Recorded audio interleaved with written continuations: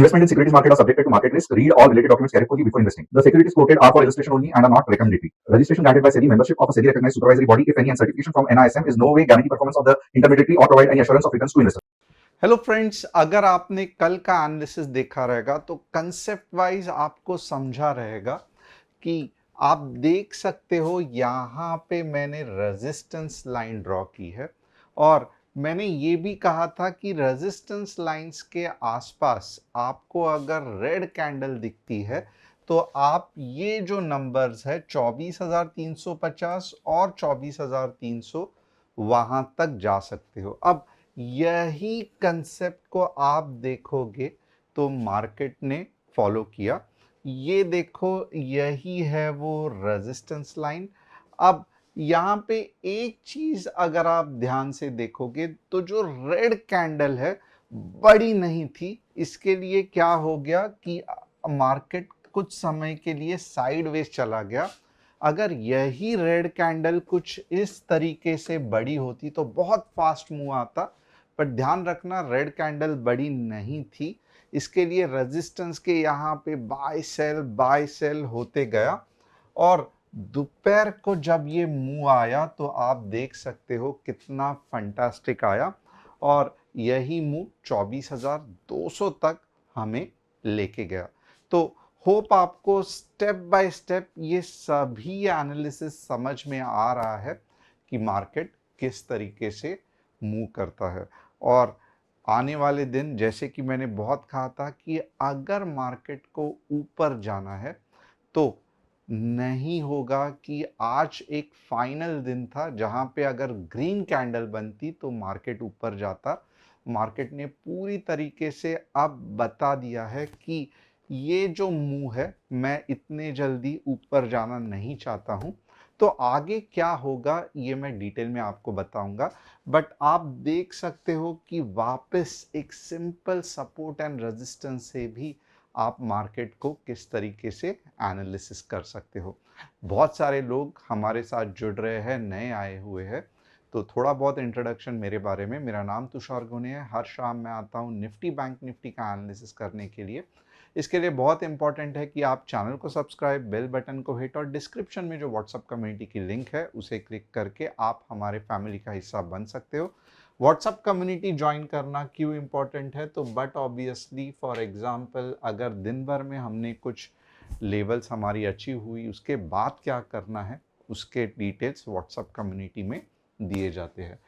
Trading के लिए बहुत इंपॉर्टेंट, जो मैं बार बार डिस्कस करता हूँ, अननेसेसरीली ओवरनाइट पोजीशन मत कैरी करना, क्योंकि टाइम डीके बहुत ज़्यादा होता है जिसके कारण आप देखोगे तो बहुत ज़्यादा आपका प्रीमियम निकल जाता है। आप मनी मैनेजमेंट नहीं कर सकते, स्टॉप लॉस नहीं लगा सकते। इसके लिए हमें बिल्कुल भी ओवरनाइट पोजीशन कैरी नहीं करना है। लूजिंग ट्रेड यानी कि ऑप्शंस अगर आप कर रहे हो, प्रीमियम आधा हो गया है, गलती से भी एवरेज मत करना। जो प्रीमियम आधा हो गया है उसके ज़्यादा चांसेस है कि वो ज़ीरो तक जाएगा। और स्टॉप लॉस हमेशा ऐप में लगाना, दिमाग में नहीं। अब आप चाहते हो आपके कोई स्टॉक्स का एनालिसिस मैं करूं तो आप कमेंट सेक्शन में डाल सकते हो। हमारी टीम कमेंट सेक्शन से यहाँ पे लाएगी।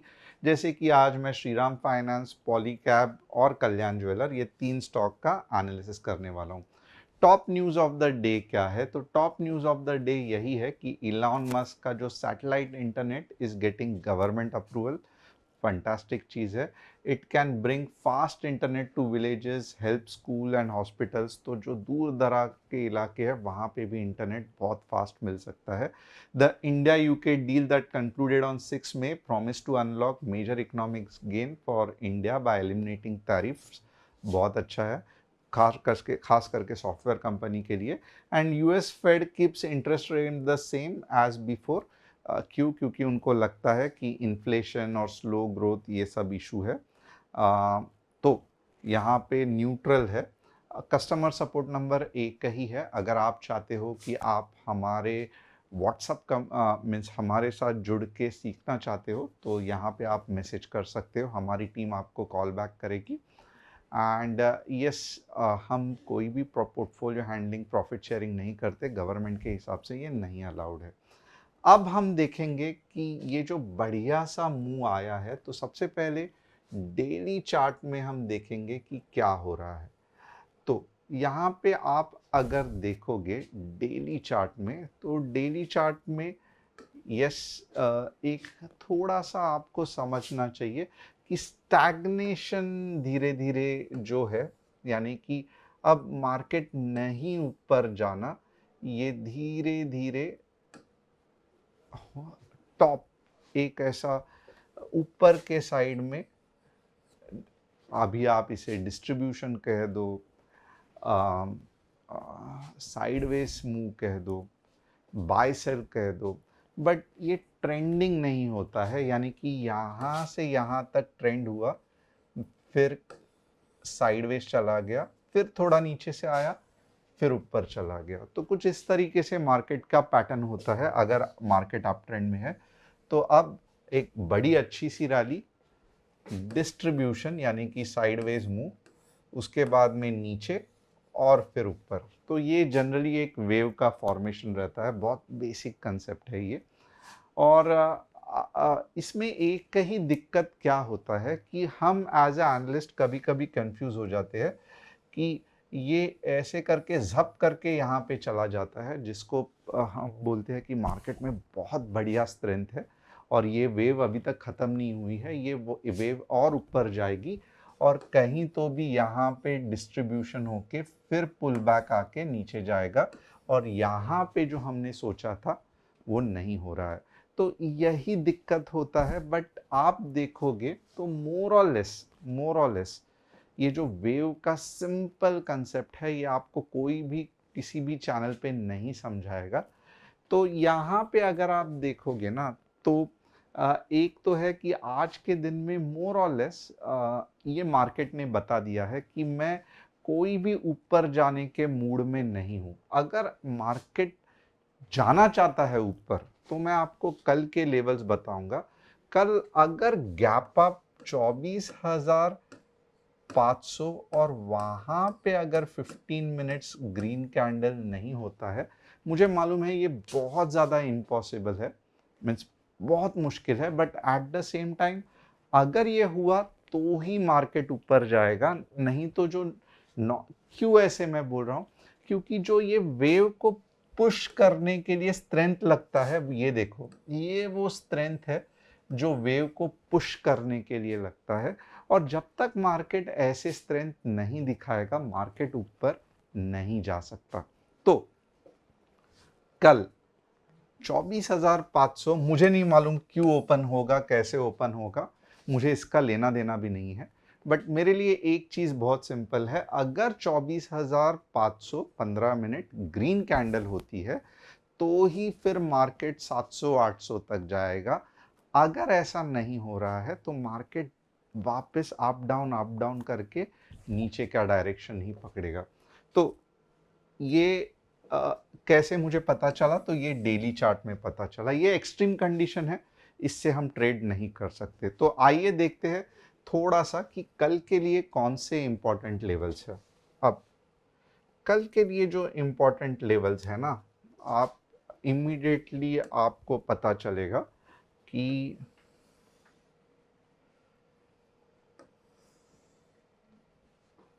कल जब तक मार्केट 24,300 के नीचे है, आपको पुट के बारे में ही सोचना है। हो सकता है थोड़ा बहुत मार्केट गैप अप हो जाए, थोड़ा बहुत, most of the time chances है कि गैप डाउन होगा और स्ट्रेट अवे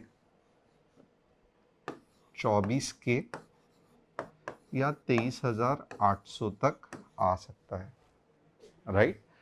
अब कल के लिए हमारा पुट का लेवल्स क्या है, 24,300 तक हम बेरिश ही रहेंगे मार्केट के बारे में। और अगर छोटी सी पुल बैक आ रही है और नीचे जा रहा है, तो फिर हम पुट खरीदेंगे। तो इसका मतलब क्या है, यहाँ पे पुट के लिए मैं पहला ज़्यादा ध्यान दे रहा हूँ, 24,200, 15 minutes red candle closing, 24K, और अगर वर्स्ट रहा तो 23,800 भी आ सकता है। पुट के बारे में कब तक सोचना है? जब तक मार्केट 24,300 के ऊपर नहीं चला जाता। अब यहाँ पे पुट के बारे में तो सोच लिया, अब थोड़ा सा कॉल के बारे में भी सोचते हैं। 24,320 15 मिनट ग्रीन कैंडल क्लोजिंग, बड़ी मूव नहीं आएगी, 24,400 तक ही जा सकता है। अगर आपको चाहिए कि मार्केट में बड़ी मूव आए, बहुत ऊपर जाए, 800 तक जाए, कब पॉसिबल है?